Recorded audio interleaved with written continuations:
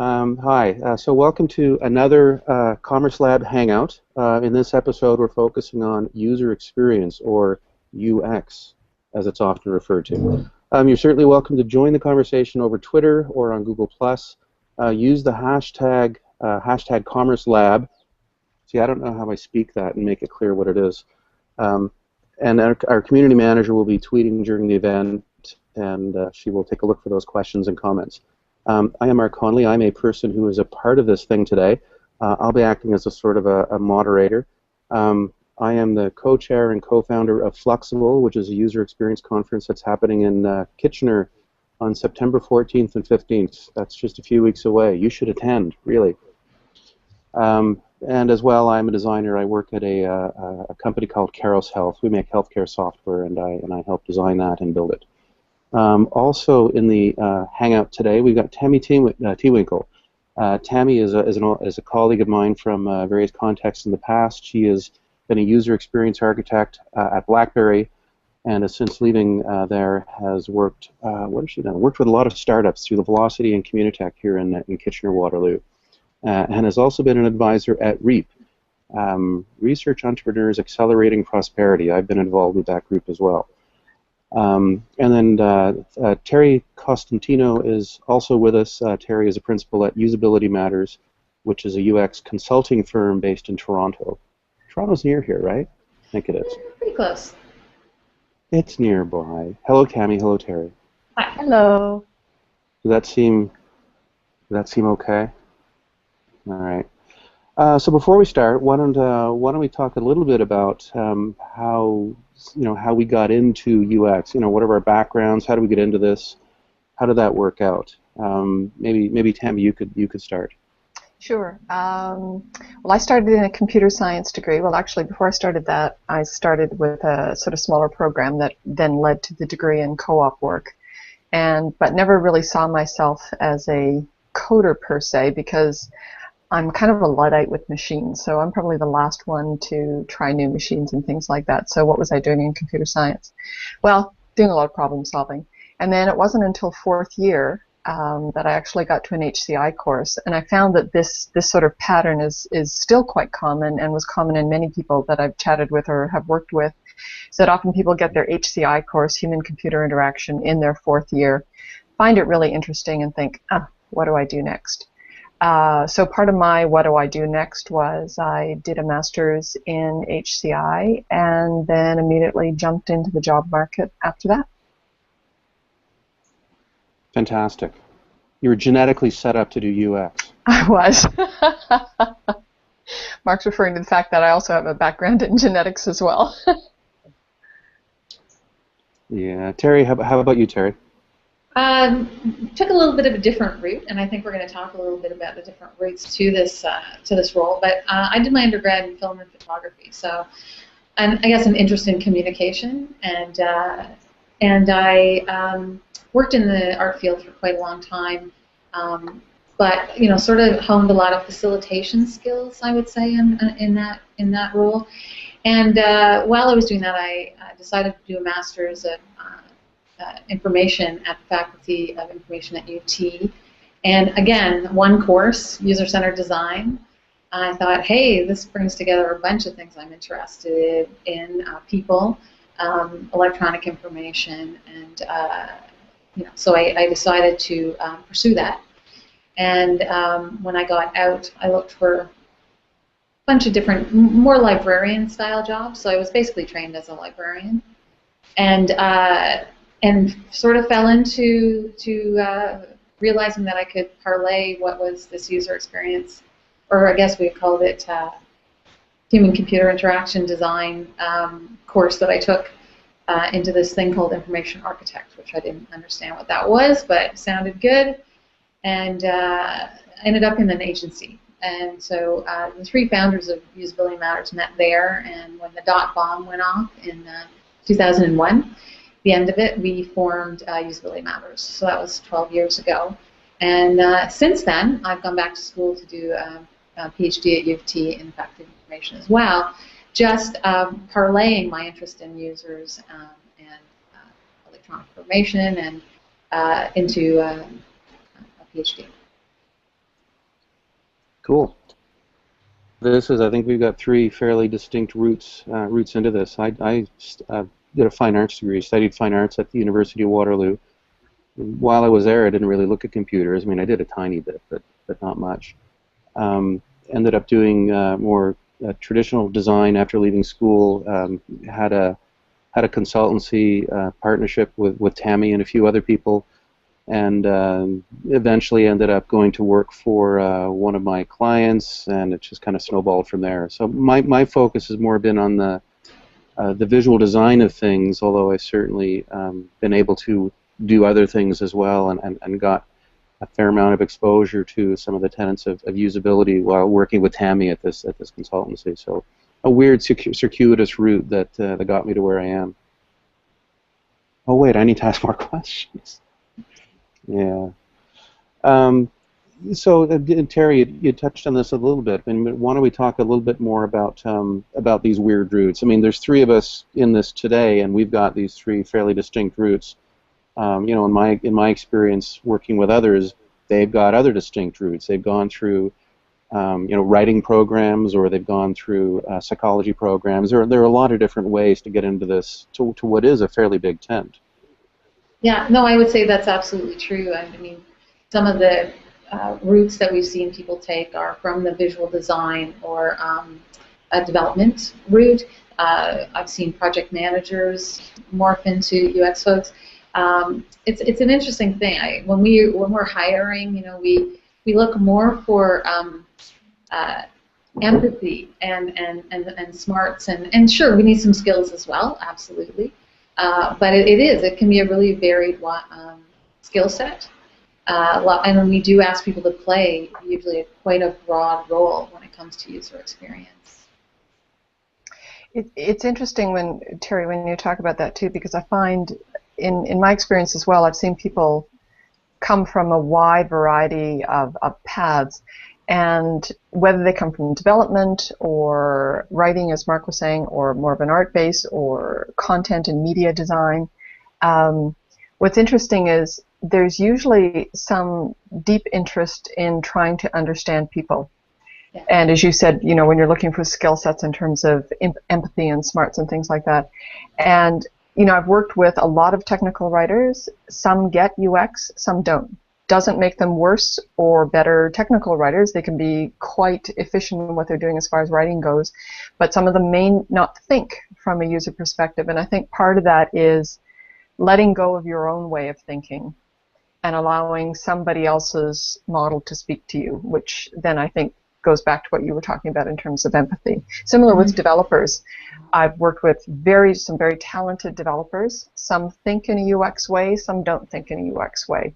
And it's neither bad nor good. You just want to help the ones that think in a UX way to be working on that part of the application or product. I completely concur. We've had that same experience for sure. So, I mean, what this naturally makes me think of is, you know, given the wide variety of backgrounds that we bring to this, what is this? You know, there are so many different things that go into that go into making products that eventually evoke some sort of an experience in a user. You know, what is it that makes this stuff up? You know, what are you guys most interested in? Tammy. Yeah, okay. Well, yeah, I think that was interesting in terms of where I focused. I'm sure we'll get into this and into the discussion in terms of what defines UX, because it can be quite broad. One of the things I've been doing is working with a lot of startup folks at Velocity Garage at the University of Waterloo. And I feel like a little psychiatrist on a couch, because people will come in for their sessions and I'll ask what their issues are, and we'll deal with those, whatever they may be, from large sort of architectural things to, you know, smaller widget design, layout, those kinds of things, or just understanding how they actually bring people's opinions and feedback into the whole mix. So one of the things I always start with them is that I want to get us on a level playing field, because everybody brings a slightly different understanding about what this thing called UX means. And there was a great blog article I found about a year ago, a little two-pager, that spoke about 24 different activities that could live under the house or the umbrella of user experience. And then in the article they say, you know, you can cover this from sort of insights gathering, research, tie to marketing, design development, on down through the support chain and out into the marketplace, including writing, developing, design, all of those things. And what's interesting is, and they said, and then most people think of it as interaction design and visual design. So I think that's one of the common things. That's often thought that this is what UX is. But one of the things I want to set with them is that let's make sure we're coming from the same playing field, that we might touch on all aspects of these other sort of 20 aspects that are considered in there, and to really broaden the horizon to look at all different facets of what can touch a user's experience with a product. I think you're right. I think a lot of people do conflate what we would call UI design with Right. UX design, and there's certainly a big overlap. But UX designers are looking at a much bigger picture, and they have a different responsibility on a team, I would say. Right. Right? Yeah, and I know for me, my design level, I tend to practice design most from looking at it from a heuristic analysis perspective, in terms of looking at what doesn't work in a design, you know, and that's based on both training and years of experience and understanding and watching patterns over the years of how people react to things, and where the kinds of things you notice that you're going to see people miss or notice too much or something like that. But anyways, there's a set of sort of tenets that you develop yourself from watching people over many years. So my design skills per se are at a kind of a wireframing or an architectural level, looking at sort of large flows. You know, I'm more on the research end. Hence I use the word architect, because I would feel that I'm not representing myself well if I say UX designer, because I'm not deep on the interaction design or on the visual design aspect, and I tend to work at the higher level. And why I also talk about architect is that a lot of the work I do is really about trying to understand how to build more effective US process within an organization, whether it be tiny or large, and basically how to apply the methods in the right way at the right time and for the size of the problem, which could be, you know, the design issue, the size of the team, all of those things. So when I speak about being an architect, I'm also sort of reflecting process expertise as well. Mm-hmm. Absolutely.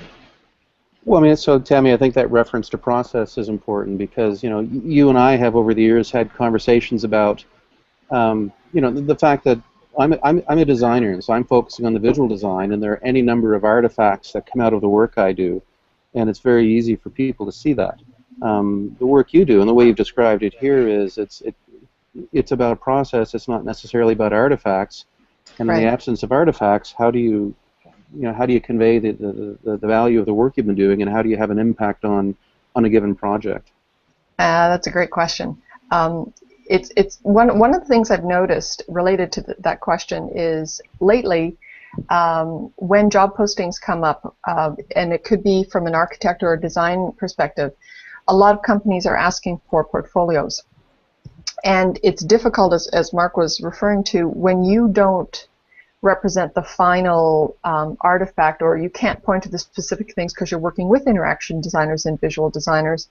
It's tough to put your thinking, analysis skills, and the impact that you've had on things within a portfolio. So how do you show a well-designed protocol? How do you show, back to Terry's comment earlier about empathy, how do you show the fact that you're really good at understanding how people are reacting and doing that analysis and then translating that into design?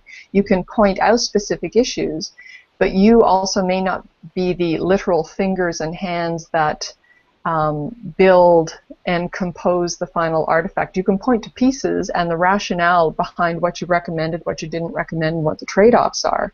So I think that always comes out for me is I try to show folks how I deal with trade-offs, because I think a lot of good UX design is really about both understanding and managing trade-offs, again, to fit time, scope, energy, all of those things. So if I can phrase things in terms of building or helping people understand the trade-offs that were made and the decision-making that went into that, and all the sort of competing players, if you will, in terms of information, that's helpful. But that typically requires a conversation. It's not something that represents well on a portfolio. And sometimes I've taken some very clever, what I thought were quite clever sort of interim artifacts in terms of representing a discussion or a decision point. And, you know, it looks kind of boring on a portfolio because it's, you know, some analysis done on a spreadsheet, and that looks pretty dull from a presentation of portfolio perspective. So, yeah, if you don't represent the artifact, it's a little hard to look at that, to represent that and put that out there. Well, and a lot of times we'll say to, say, a new client, get ready for us to ask you a lot of questions. And you know, they're a little surprised by that sometimes, but it's one of the things that we do, right, is we help bring some of those ideas that may be embedded in their minds out into the open. People are often picturing very different outcomes until we, you know, start to ask them some of those questions and pull out some of that information. So, yeah, again, how do you represent that? And we have people who bring us back to the table over and over again to balance voices. Right. That's one of the things we do well in our industry and here at Usability Matters is to leverage all the knowledge that clients do have, bring a user perspective to that, marry that with our expertise so that we're making decisions based on insights. And, yeah, you know, and again, I hear you. It's not easy to represent that. So that's one of the reasons why a lot of folks, I would say, that I talk to get a lot of their work through word of mouth, because somebody says, this person knows what they're doing. They're going to ask you the right questions. And to put the questions you ask a different person down on paper is not compelling to the person who's reading it. Right. They need the questions that are relevant to them, right? Right. Well, exactly. And you know, sort of years ago, I remember Mark telling me, like, from a design perspective, he said, you know, it's great. It's, you know, good to copy good design. You know, it's sort of a form of flattery in terms of copying good design because people realize that it works. And often when I'm this is something that comes up a lot when I'm talking with the startups. Like they look for particular design pieces and they say, you know, is this the right way to do it? And I said, well, it's certainly a good one to consider, but what you have to, from an interaction perspective, understand the context. Is it the same? Are you trying to reach the same thing? Therefore, will this design answer what you're trying to do? And maybe it's not the whole design that you need to take, but structural elements or branding elements or experiential elements or something. So I try to get them to sort of do a deconstruction process on that in terms of what's working for them and does that actually apply. So it's similar, as you say, to kind of the questions. You have to be able to get behind and get to the abstraction and then understand how that ability to do the abstraction then applies to the next one down the line, and that's valuable. You also mentioned earlier, Terry, about the comment of facilitation. And it occurred to me as we're talking that probably something that I've done for a large percentage of my career is facilitation, and that could either be in terms of running a usability or doing insight work in terms of trying to get, you know, someone to provide that information so that we can construct an accurate model of what their desires or intentions or those things are. But as well, there's a lot of facilitation that happens, as you say, in terms of larger groups, from understanding from stakeholders, how to pull that information from stakeholders. That is very similar in terms of trying to pull that information from individual users as they're looking at a particular product or interaction sequence. Then there's the facilitation that has to happen between all the requisite groups as you move from, like, insight research requirements down to release. There's, you know, facilitating the understanding of the trade-offs and the rationale through that whole process as well. So good facilitation skills never steer you wrong. And I mean, a lot of them we learn, you know, from working with users, because if you can figure that out, and a lot of people, you know, from an interviewing perspective or different perspectives have those kinds of experiences. But again, it's about removing yourself so other folks, you can get at what they're talking about. But that's a good skill set, I think, for anybody looking to get into the field, because it applies across the board. Well, and a deep respect for people. and what they have to Yes. offer. You know, like Yes. you can't really teach that.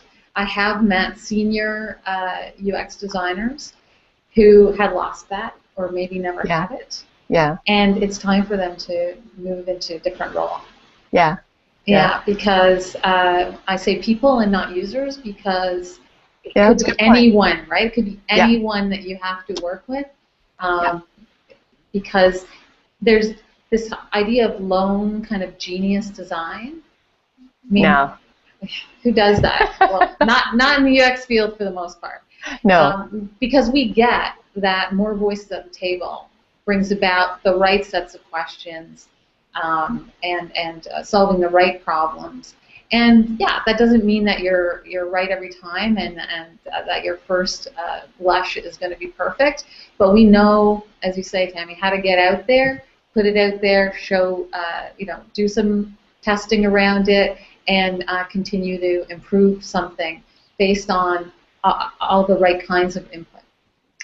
It's interesting. I like that comment you say, a deep respect for people, because I think when I've worked with folks from different disciplines, and you sort of you develop a sixth sense for understanding who kind of gets it, and this deep respect for people, I think, fundamentally has to be an important piece of that pie, if you will.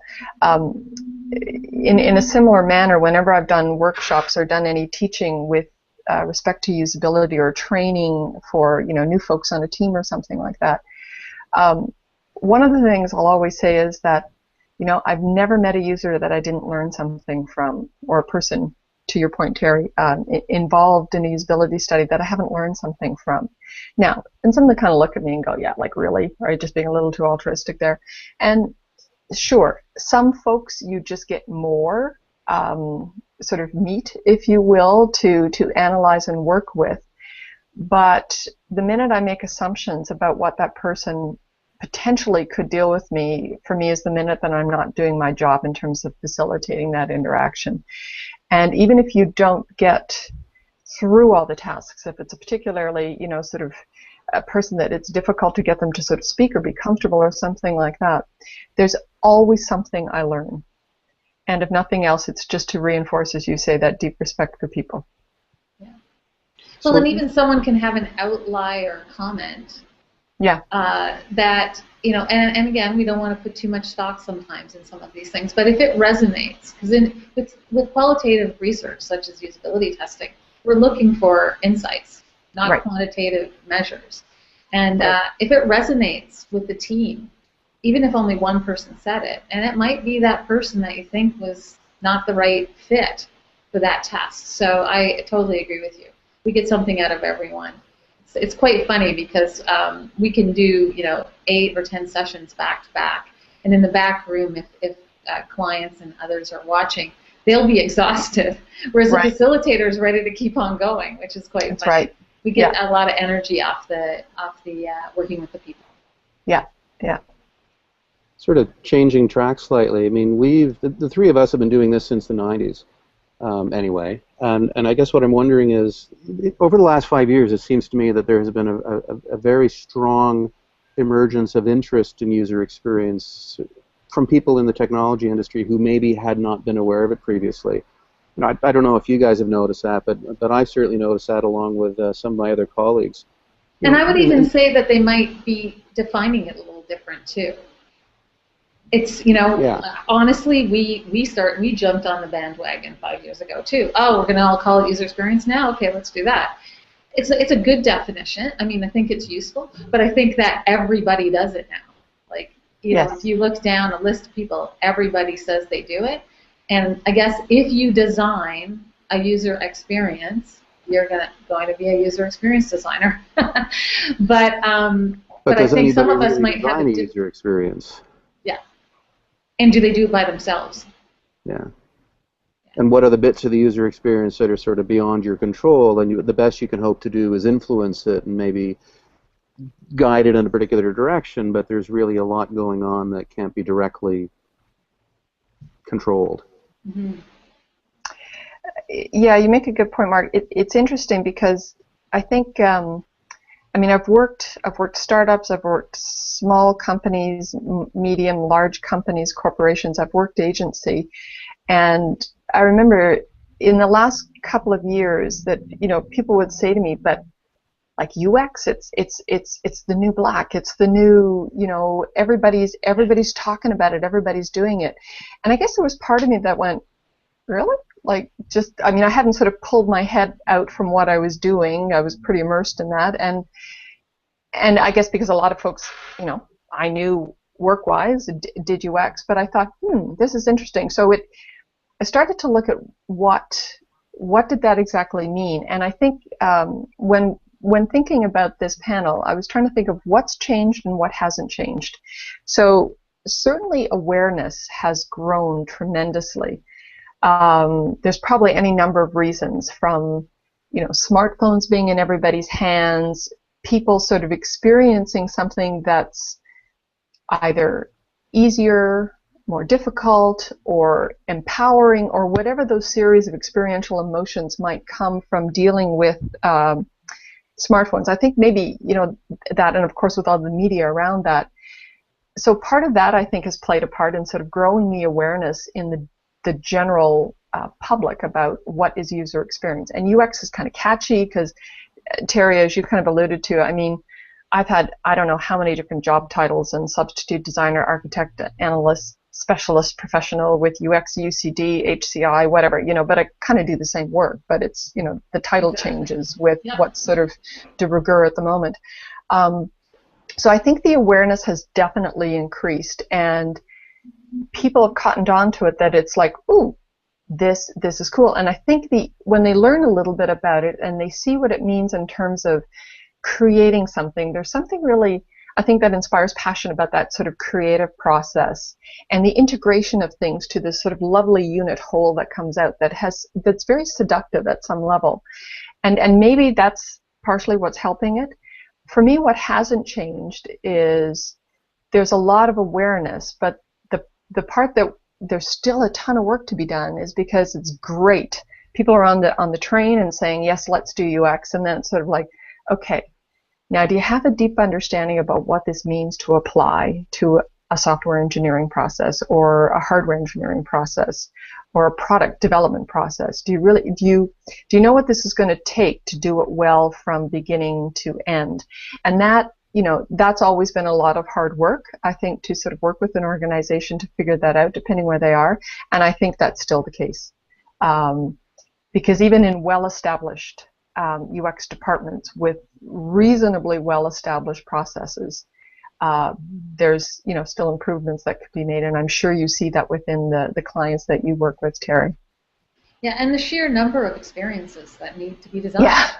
Right? Yes. It's part of it, right? There's just lots of them. And, when we started Usability Matters 12 years ago, we kind of thought we'd see a client once every couple of years. Perhaps we didn't, you didn't see the forest for the trees.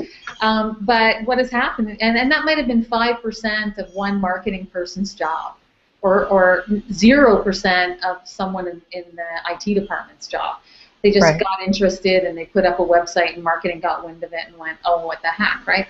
Now, as you say, these companies, big companies, have big design shop, internal design shops, essentially, 40-person shops, because they are designing so many experiences. It's not like one brochureware site per corporation. So, there's hundreds of properties, which means there needs to be lots of people doing design. Well, and I think, as you say, with so many experiences, and experiences are complex things. Interaction is not a simple thing. You have to hold a lot of pieces of information in your head to sort of figure out what that optimal solution is. When I'm working with a lot of developers, and often this is the case with the startups at Velocity, because we're getting a lot of folks from software engineering, computer science, any number of engineering groups, and business. And a favorite of mine is that if we think of states, that I'll ask them, have you ever pushed or pulled a door in error, right? When it says push and you pull it, and it says pull and you push it. And of course, typically everybody has done that. And I said, so if you think about that from a system analysis perspective, there are very few system objects. There's a door, a frame, and a knob. There are very few system states, closed and various states of open. And there are very few interactions that you can do in that fairly simple system. And I said, and given from a system perspective, it's quite rudimentary, and still we have experiences that don't work. So that there's something, in that affordance aspect there that's quite, can still be magical or not. So if we think that it's tough to get that right all the time, and now we think of the interactions that we deal with in complex applications, and now even more complex applications, and I don't mean just one application, because now we have applications that live in distributed states across social networks that increase the complexity of those interactions enormously. Again, how do you pull out the right abstractions, and how do you pull out the right sort of thread that's going to be the integral piece, if you will? So, and I see with companies, as you say, developing deeper teams, part of it for me is that you're keeping a bed of historical rationale within a company, because it's always a trade-off if you're going to bring someone in to do some work for you or do it in-house, because there's trade-offs on both. You get deep understanding in-house, but you get fresh perspective sometimes when you're starting to bring people in for different things.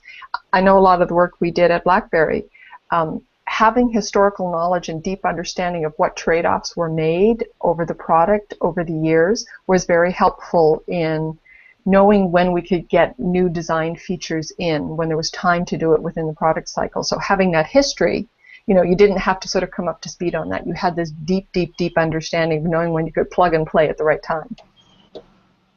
Let's maybe switch gears a little bit. I mean, I know we've had a few people who I assume are listening in, watching, and we've received some questions via Twitter. And I'm going to pick my favorite one first, only because I'm pretty sure everyone will laugh when they hear it, because it strikes home. And that is, do you ever have to compromise some UX principles to facilitate a UI function? Terry, why don't we start with you? Oh, I was going to say we'd like to hear from you, Mark. Yeah, sure, we can do that. Sure. Yeah, I mean, if anyone were to say no, they never compromise, then they're not doing their jobs. I mean, from my perspective, designing for user experience as a designer is constantly trying to balance off the needs of various stakeholders, whether it be users or an engineering team with limited resources or business needs or whatever it happens to be.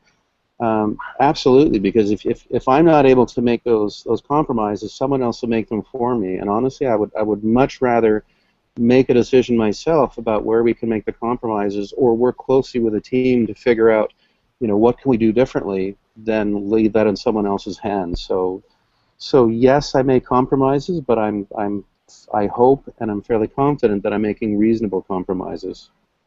And it's great too if we can go out, and get data, get people to try it, and sort of make those compromises with that in mind, because I think we've all probably been on teams that roll some issue around over and over and over again, and sometimes the best way to get the best product, and for sure to get innovation, is to really listen to your end users and let them be the arbiters.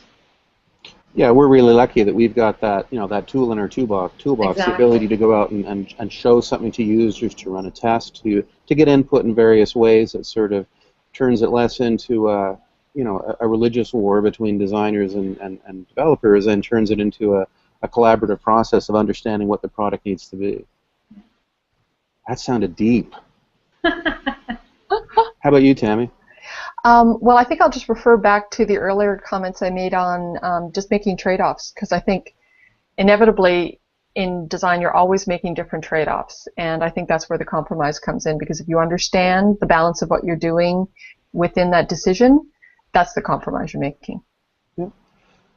So how about this? Here's another good one. This is another one that it's a very practical, nitty-gritty one.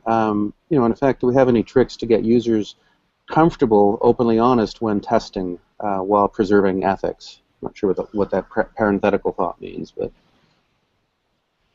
Well, we've been finding that doing more and more remote testing, so not bringing people into a lab or market research facility helps a lot.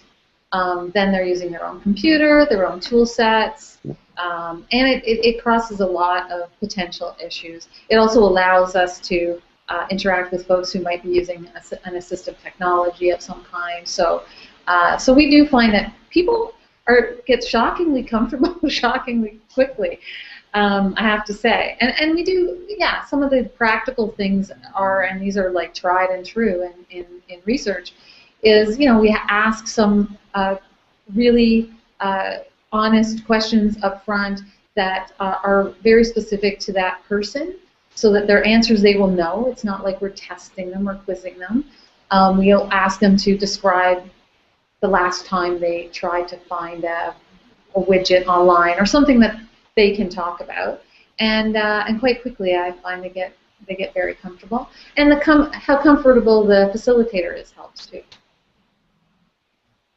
I think for me, often if I sense they're really tentative, if I can get them laughing, or if I laugh at myself. So if I can tell a story about how I've tripped up using a piece of software or technology or something like that, just to help them, you know, understand that that's fine, we're all human, and if I can get them sort of relating to that story, that usually breaks down barriers fairly quickly.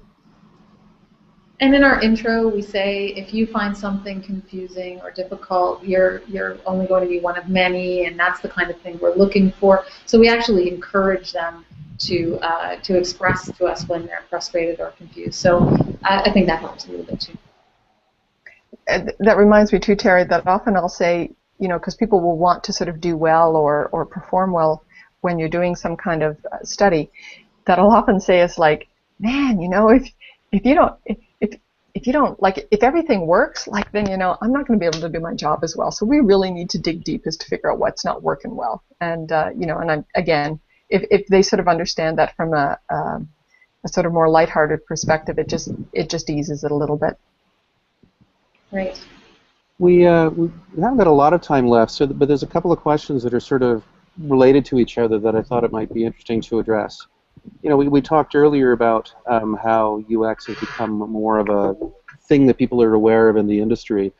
But sort of relating to that in an opposite way is how do we within an organization convince them of the value of UX, or convince them of the value of doing things that are UX related that they're not thinking about? You know, they might be focused on the design of a screen, and, you know, we might want to be bringing in users in order to do tests or going out and do field research or other aspects of the work that we would do in designing for UX. How do we convey that to an organization?